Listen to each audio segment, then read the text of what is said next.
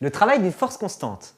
Alors, qu'est-ce que le travail? Le travail d'une force, c'est l'énergie fournie par cette force lorsque son point d'application se déplace. Il est responsable de la variation d'énergie cinétique. Alors, qu'est-ce que ça veut dire? C'est-à-dire que si je pousse un chariot, j'exerce une force sur lui, il va se déplacer d'un point A à un point B, et ça, le travail de cette force, ça va correspondre bien à une énergie que j'ai fournie pour le déplacer. Donc ça, évidemment, si je mets mon chariot en mouvement, ça va faire varier sa vitesse et faire varier son énergie cinétique. Je vous rappelle, l'expression de l'énergie cinétique d'un système, c'est 1/2 multiplié par m, masse du système, fois la vitesse au carré. L'énergie toujours en joules. Donc comme le travail, c'est une énergie, le travail est aussi exprimé en joules. La notation qu'on utilise, le travail qui s'exerce d'un point, lorsqu'un système se déplace d'un point A à un point B, d'une force quelconque, est noté comme ça, et l'unité du travail est le joule. Alors, dans le cas d'une force constante, vous ne verrez que ce cas en terminale. Donc, dans le cas d'une force constante, le travail du point A à un point B de la force qui s'exerce, à quoi ça correspond? Ici, j'ai fait un schéma. On a ici le mouvement d'un système du point A au point B, une force qui s'exerce dans une direction quelconque. Quand je prends mon chariot, encore une fois, comme tout à l'heure, je ne suis pas obligé de le pousser dans son sens du mouvement. Je peux très bien le pousser un petit peu plus à droite ou un petit peu plus à gauche. Et ici, on va donc avoir un angle entre la force qui s'exerce et le mouvement du système, AB. L'expression à connaître par cœur du travail de cette force, c'est quoi? C'est F, la norme de la force, l'intensité de la force. Plus je pousse, plus le travail va être important, multiplié par AB, le travail va être plus important si je pousse sur une plus grande distance, multiplié par le cosinus de l'angle alpha que j'ai représenté ici. Donc ça, c'est la formule générale à connaître.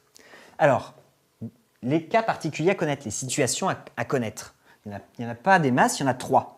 Donc ici, premier cas, lorsqu'on travaille dans un champ de pesanteur, donc le poids. Si je prends ma craie, je la lâche au point A et qu'elle arrive au point B. Lorsqu'elle a fait ce trajet, le poids agit sur elle, c'est le poids qui lui a permis de tomber. Et donc du coup, l'expression du travail va être la suivante. Le travail du poids, P fois AB, multiplié par le cosinus de l'angle entre le vecteur AB et le vecteur poids. Mais comme ici, l'angle est nul, le cosinus est égal à 1. Donc, je peux écrire ça directement, P fois AB.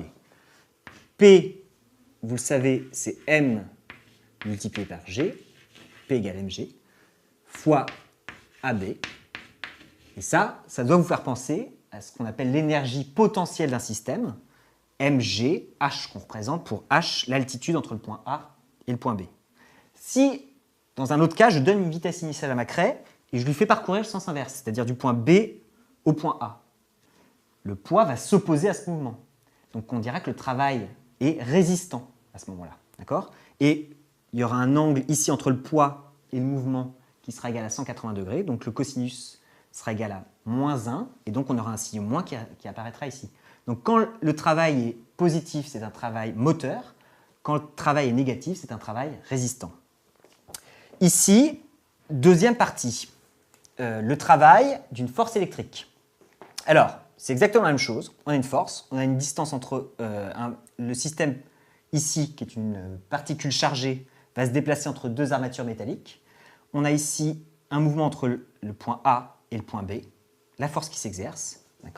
Et ici, ce qu'on va noter, le travail de cette force électrique entre le point A et le point B est égal à Q, la charge du système qu'on étudie, multiplié par U à B. U, la tension entre le point A et le point B. Ici, sachant qu'entre ce qu'on appelle un condensateur, ces deux armatures parallèles qui sont chargées, le champ électrique est constant. Donc, champ de pesanteur, champ électrique. Ces deux forces sont dites conservatives. Dans un champ de pesanteur et dans un champ électrique, il y a deux forces qui s'appliquent sur les systèmes qu'on étudie, et ces deux forces sont conservatives. C'est important puisque lorsque le système n'est soumis qu'à des forces conservatives, l'énergie mécanique, c'est-à-dire l'énergie globale du système, ne varie pas. D'accord ? Et les forces conservatives ne dépendent pas du trajet parcouru par le système entre le point A et le point B. Mon objet, ma craie de tout à l'heure, pourrait très bien tomber par un autre trajet entre le point A et le point B. Ce qui compte, c'est la variation d'altitude entre les deux points. La situation est similaire dans le cas numéro 2. Cas numéro 3, dernier cas à connaître, le travail des forces de frottement. Si, encore une fois, je pousse mon chariot, il va y avoir une résistance. Les forces de frottement vont exercer un travail qui est résistant.